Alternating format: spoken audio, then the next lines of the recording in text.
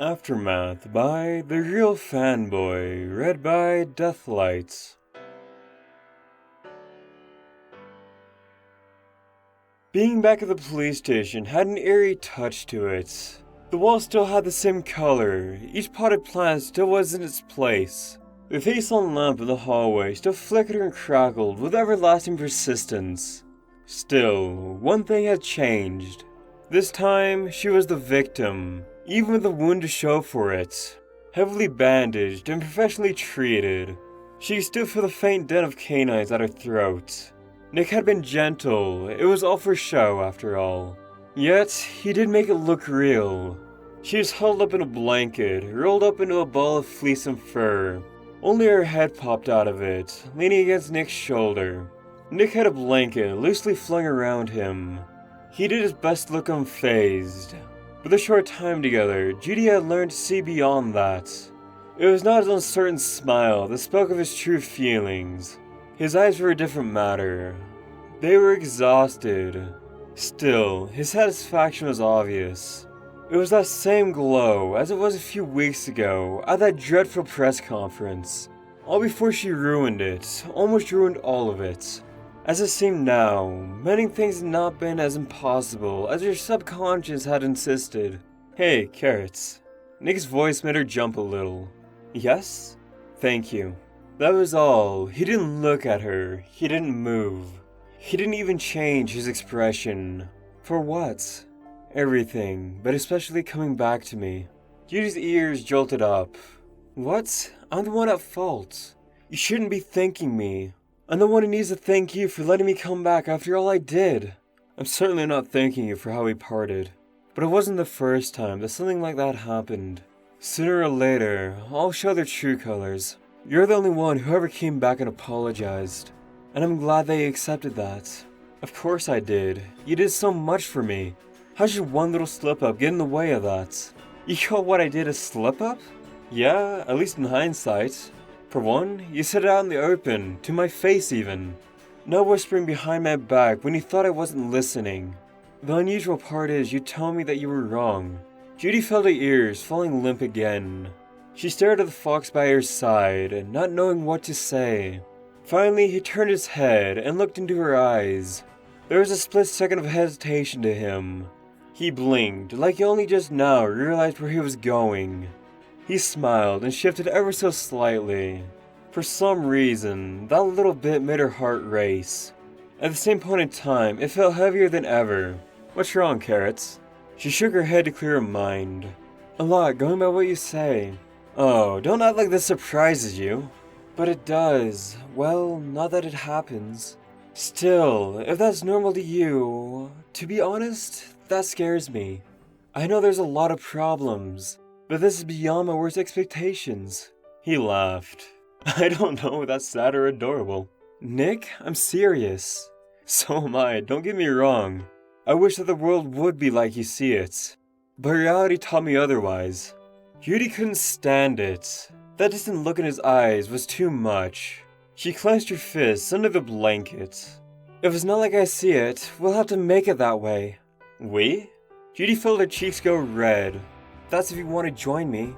As my partner, at the police I mean. His look lingered on her for a few seconds.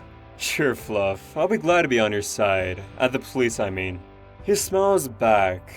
The smile felt more like an armor to Judy, but the look stayed. Nick. She started, but was interrupted. So, do you still have the application form? Yeah, but it's in my room, back at the farm. I really didn't think of bringing it along. For a moment, his armor cracked and let through a glimpse of honest surprise. You really kept it? I was just joking. Of course I did, to remind me of you, and the biggest mistake I've ever made. And by the way, you kept my pen. Yes, of course. That's a valuable tool, and... And? I wanted something to remind me of you, and of the time we had. Judy looked down at where she felt her paws under the blanket, even though I forced you into it. I didn't blame you for that. Didn't really give you a choice, did I? Speaking of that, why didn't you ever tell me what all that was really about? Judy blinked in confusion. But I did, right when I stopped you. I even shown you Mr. Otterton's photo. Nick struggled to keep a straight face, but soon gave up. He laughed from the bottom of his heart and shook his head. Between, he gasped, "Of course you say that." Judy didn't see what was so funny. Taking another look at her, he took a few breaths to calm down. Wiping a tear away, he said, "Why didn't you ever tell me that your job was on the line? What the Buffalo was putting you through? Because that didn't matter. I promised to find Mr. Otterton. With or without that arrangement, I wouldn't have done things any other way. Besides, you told me you wanted to see me fail. What difference would have that made?" "None. Not at that point anyways. And that's why I guess I need to apologize to you too. Or should have a long time ago. But anyways, I'm sorry for being that way." Judy smiled and put her paw on his arm. "Don't worry, Nick. You speaking up for me was apology enough." He shook his head. "It's the least I could do. The one thing I had to do. The way they treated you, that was the Junior Scouts all over again. And I was a part of them. I said the same stupid things they all were thinking. I tried to drag you down because you had what I was denied ever since. I might as well just put you down for them to muzzle you. After all these years, I became the bully. As long as that is on my slate, I don't think I can move on." "Nick, I don't blame you for that. After all, I never stopped and tried to see beyond the surface. I only saw that shifty fox my parents had shown me since I was a kid. You have no idea what hearing that means to me." For a second, his smile flickered with gratefulness. "But still, though you never made this about you, that's well, different from what I'm used to. So you can call me cheesy. But that gives me something I didn't have for a long time. A good laugh? No. Hope." Judy giggled. "Okay, that's pretty cheesy. I didn't think I'd hear something like that come from you. But it's true. I hear a lot of mammals talk big and preachy. You're the first I've seen act on their sermon." "Sermon?" "You know what I mean. What I'm trying to say is, you're the first I've met that I feel safe around. Someone I can truly trust without any doubts." "Really? How about Finnick?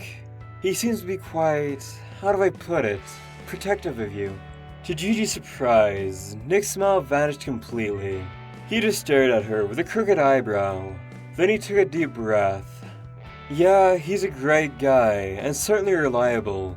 But do you really think I swing that way?" "Swing?" Judy swallowed, her cheeks growing hot again.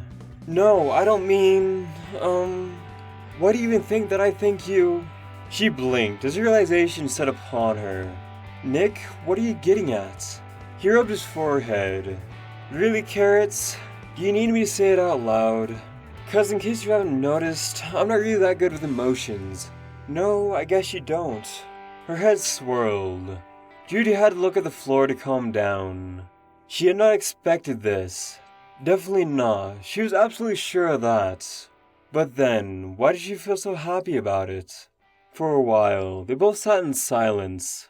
Judy could feel his discomfort, the tension of wanting to just say anything, but the same being afraid to do so.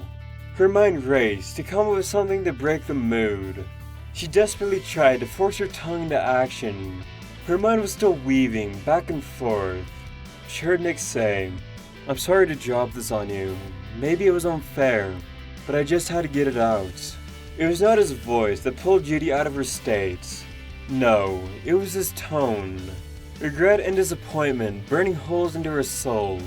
"No, Nick, it's okay," she replied, close to desperation. "It's just that, well, I'm surprised and not quite sure what to say, how to react." Then as she took a breath to calm her mind, one sentence slipped. "Do you think it could work?" Her words left her stunned. She cautiously glanced up at Nick, who stared back with wide eyes. "To be honest, I don't know. But I know I'll regret it for the rest of my life if I don't try to make it work." A shy hint of a smile spread across his face. So different any other Judy had seen from him. It was like it came from a whole different part of his very being. And while it grew, so did Judy's response. She leaned her head against his shoulder once more. As she felt his arms around her, she said, "You know what? Don't do this on your own. I think we should work together."